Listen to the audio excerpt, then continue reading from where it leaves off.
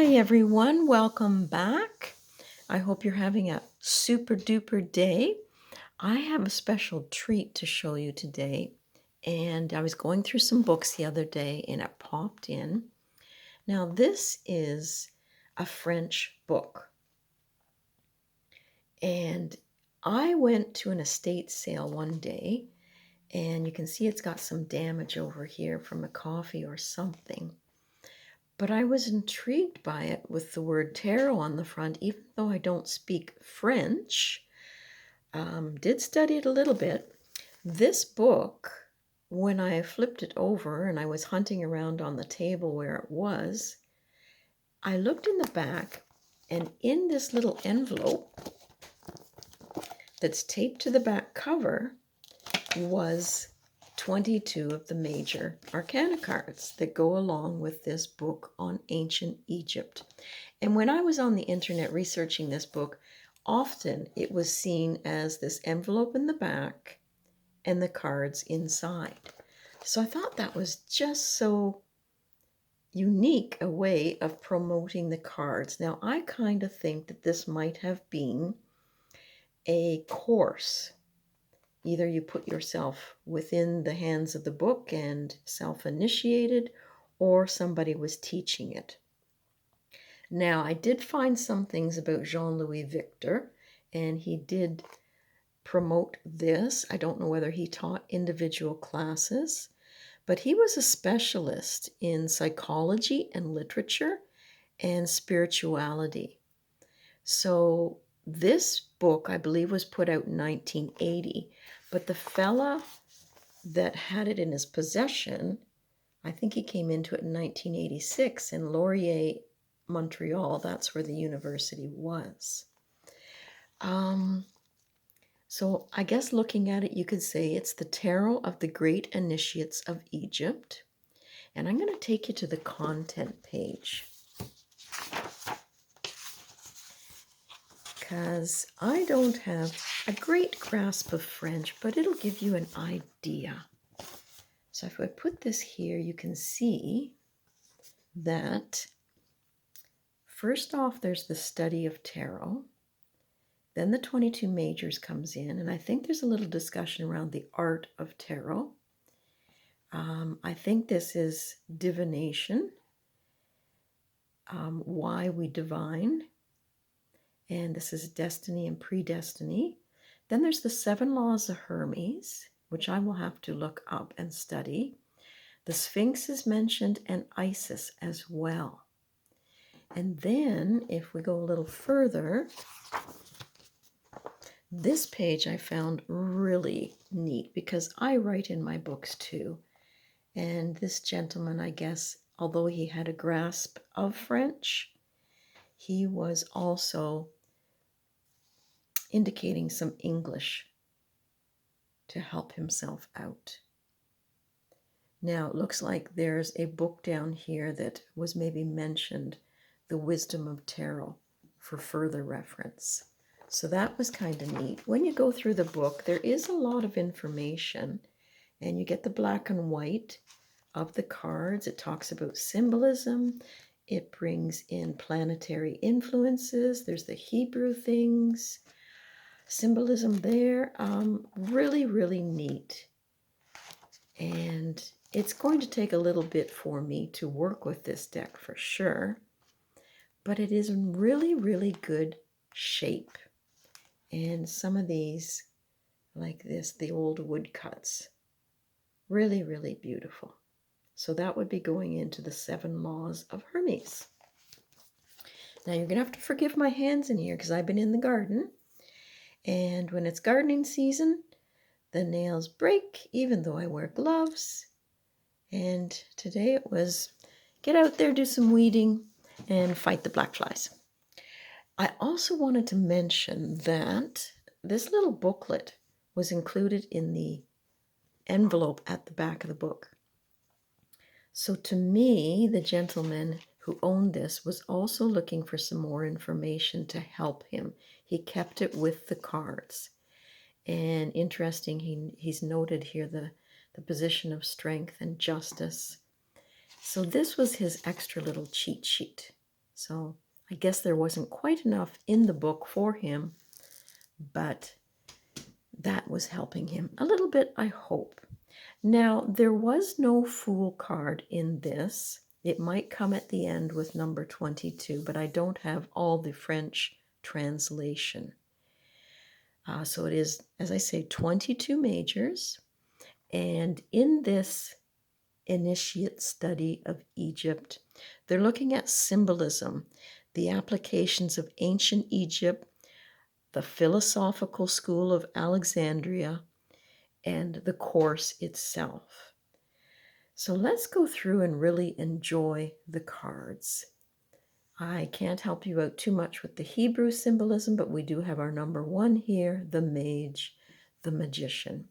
And if you look on this chest here, you will see the cup, the sword, the wand, and I guess the pentagram here. But it is a beautiful sheer outfit, and the imagery and the cards are not faded at all. There's no dents, there's no chips. The back, not fabulous for me, but it does have that sort of eye that is drawing you in, the energy of that. So let's just take a little peek at the cards.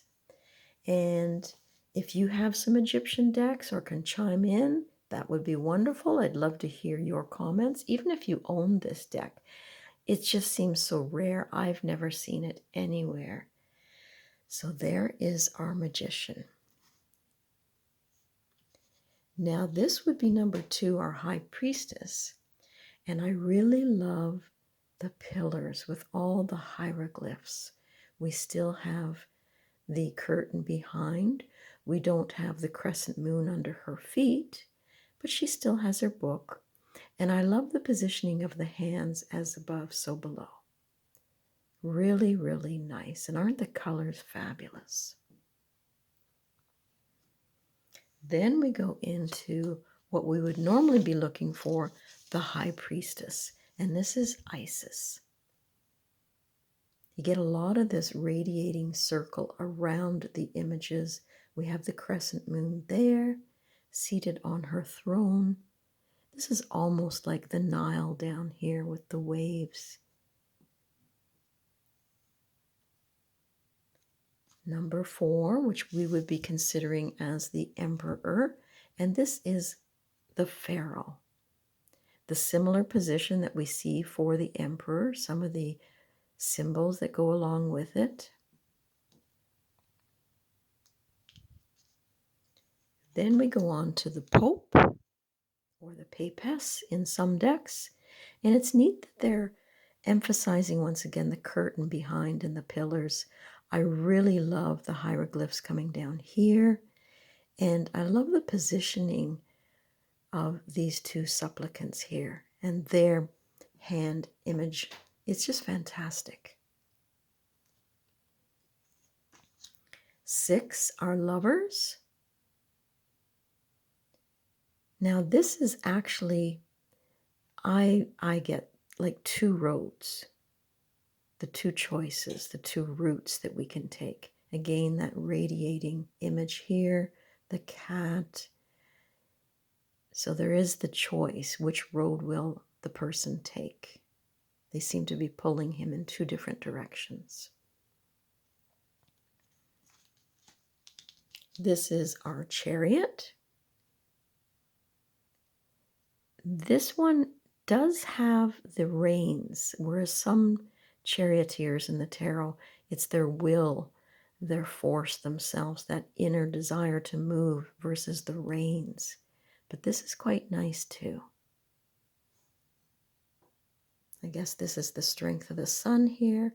I'm not sure about this symbol over there. Now this is justice in this deck, number 8. I guess it's the weighing of the heart and the soul. Interesting little image here too in the sword handle.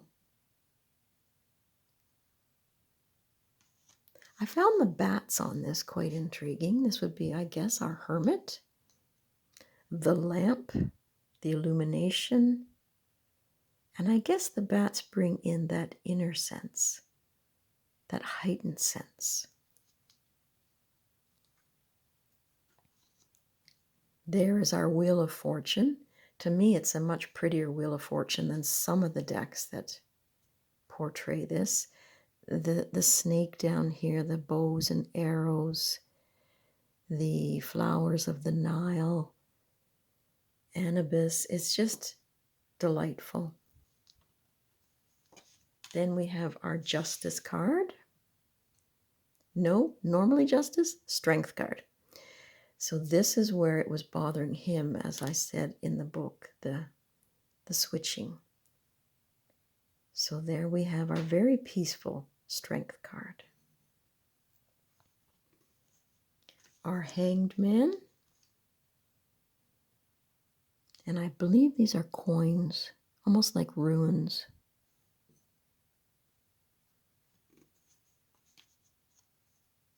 This would be 13, the Death card.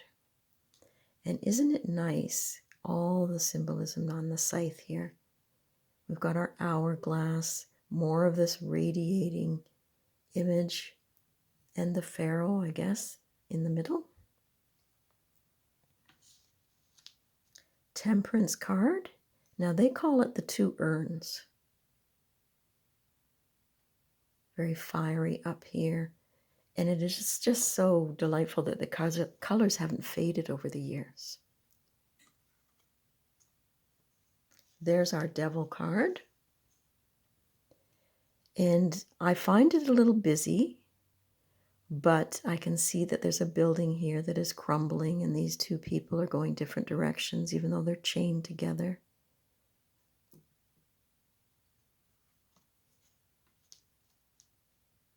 Then we have the Tower card. We can certainly pick up on some of the symbolism there. The zodiacs are coming in, the lightning. This guy's already dead, I guess. 17. Now this one confused me when I was looking at it because on its own I wondered about the sun with the radiating here, but it is definitely the star. And there's the pouring of the water, the strength of this foliage there. Really beautiful. Here is our Moon card.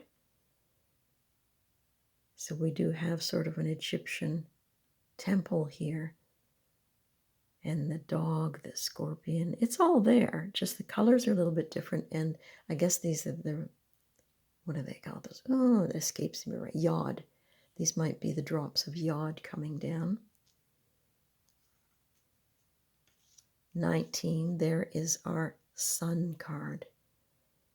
But again, there's that star that sort of throws me off. And more of the Yods coming out.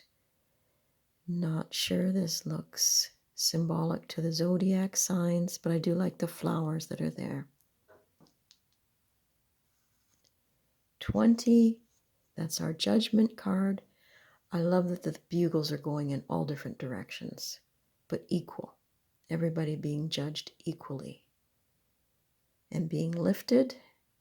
We got a couple mummies here.